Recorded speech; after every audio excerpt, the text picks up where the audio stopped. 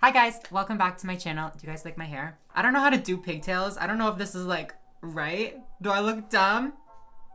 Probably. I don't care. It's whatever. So last week I got a text from my friend that was like, hey, have you seen the show Big Mouth? And I'm like, girl, yeah, of course. Who hasn't seen the show Big Mouth? That show is so cringy, so ridiculous, but it's also so funny, like you have to admit it. She told me that the new season had just come out and there was a trans character in the first episode. First of all, that's so sweet of you to text that to me. Like, we love supportive friends. So for this week's video, I'm going to be reacting to the first episode of the 4th season of Big Mouth. So yeah, there's about 3 scenes in the first episode that talk about her trans identity. We're gonna watch them together today. We'll go through it. We'll talk about the impact that it can potentially have on actual trans people in real life. I post new videos here on my channel every single Monday and Thursday. So if you are not yet subscribed and you would like to be, go ahead and do that right now. I'll wait for you. Go ahead.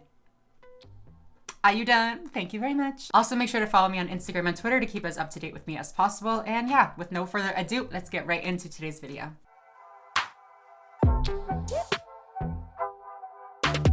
So I know I usually sit on this side to do like my reaction videos, but bitch, can we talk about how much cuter this side of my face is? So I'm no longer gonna be over here.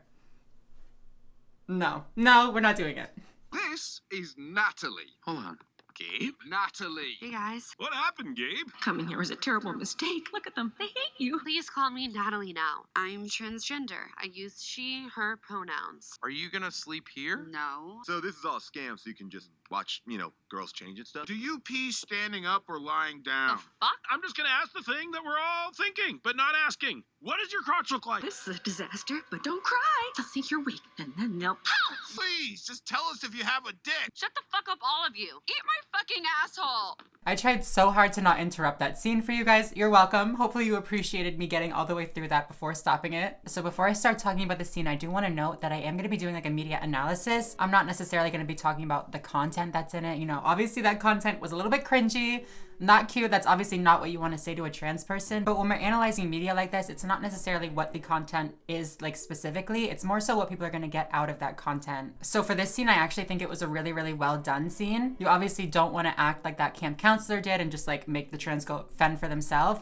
But at the same time, like, these kind of things really do happen. Trans people constantly have to act like an educator in their coming out situations, even when they're being bombarded by invasive personal questions like, what's your crotch look like? Do you pee standing up? It's hard enough on its own to come out and tell people that you're transgender, but when you're met with all of these questions and all of this interrogation, it just makes it that much harder. So when you're a camp counselor or a teacher or someone that has to introduce a trans student or a trans person to other kids, you don't want to do that. You don't want to like make them fend for themselves, throw them to the sharks. You don't want the trans person to be there. That's just like step 1. In this situation, she's literally there for camp. She's not there to educate all the other campers. Like, that's not a situation that you should have put her in. I also love how it depicted the inner voice and like that little anxiety mosquito. It actually really accurately depicts the anxieties and the struggles that trans people go through when they have to come out to people like this. You can hear her thinking this is a disaster, don't cry, but also like not wanting to come off as weak, so having to push all of that down. Like, those are very much real things that trans people deal with. You want to seem put together, you want to seem,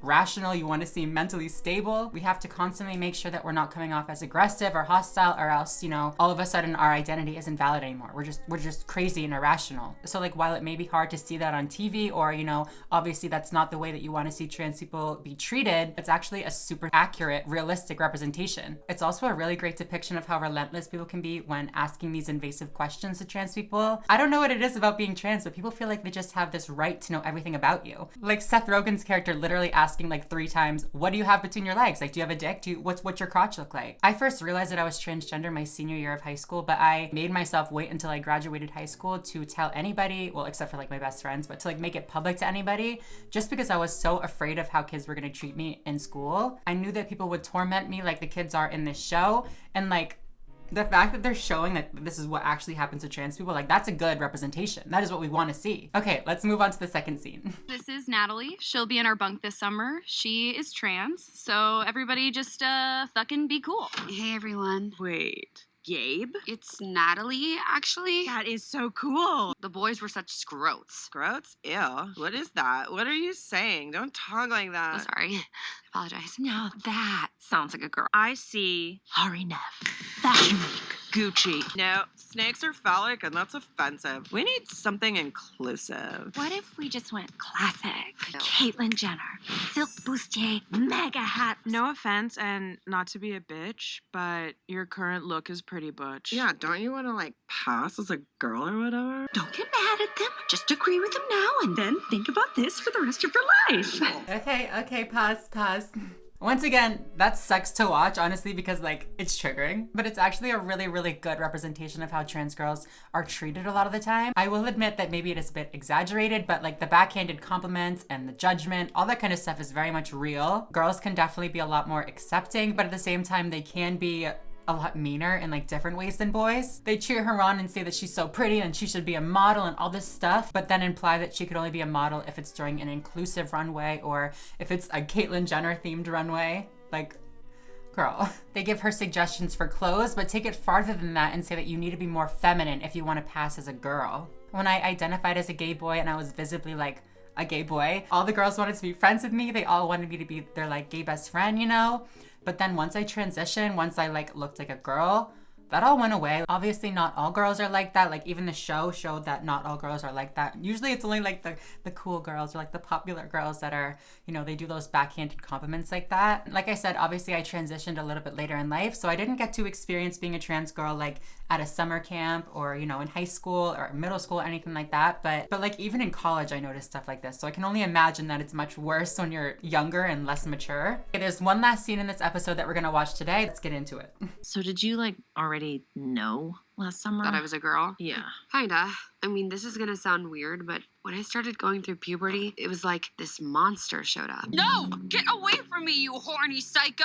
I think maybe I'm gay! Yeah, I did kind of think you were gay. So did I. And I realized that didn't feel right either. I just know I hate you and what you're doing to my body. Then I found this forum for trans kids, and it was like, that's who I am. We decided I should go on hormone blockers. Now I'm here. Isn't that so cute? Very great, very accurate scene. We truly love to see it. Big Mouth, you got some good writers. Obviously everybody is different, especially trans people. We're all very, very different, but I feel like a lot of us can relate to Natalie's story. She described puberty as a monster and said that she hated what it did to her body. And if you guys have been following my channel for a while, I've actually also said that testosterone felt like a poison in my body, so I also hate the things that this puberty monster did to me. Relatable, girl. She also talked about how she identified as gay and she thought that she was gay for a while, but eventually it just wasn't enough. And like, bitch, if you follow my channel, you know that's exactly what I experienced also. I also came out as a gay boy first, but eventually realized that it wasn't exactly, you know, the right fit for me. It wasn't exactly everything that I needed. Then she talks about finding a trans forum online and like immediately recognizing herself as trans and like going to tell her mom. And like, I feel like there isn't one trans person in at least our generation that didn't find a trans forum and then realized that they were also trans. I never took hormone blockers because again, I transitioned a little bit later in life, but taking hormones was kind of the same experience for me in that it stopped this testosterone monster from, you know,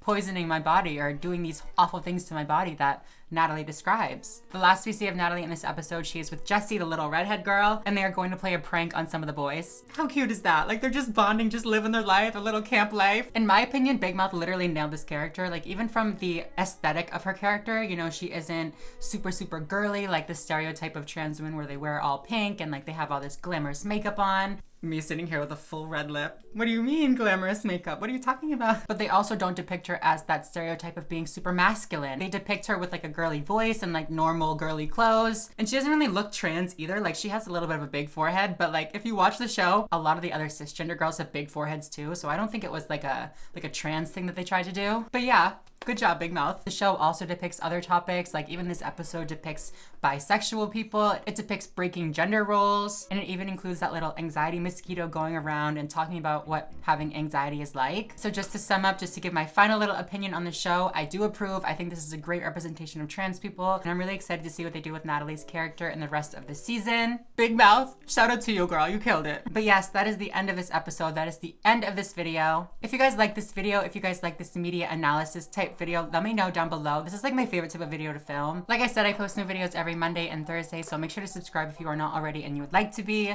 Make sure to give this video a big thumbs up if you liked it. Comment down below what your favorite scene or your favorite character from Big Mouth is. But yeah, other than that, I think I'm going to go. So thank you guys so much for watching, and I will see you in Thursday's video. Bye guys.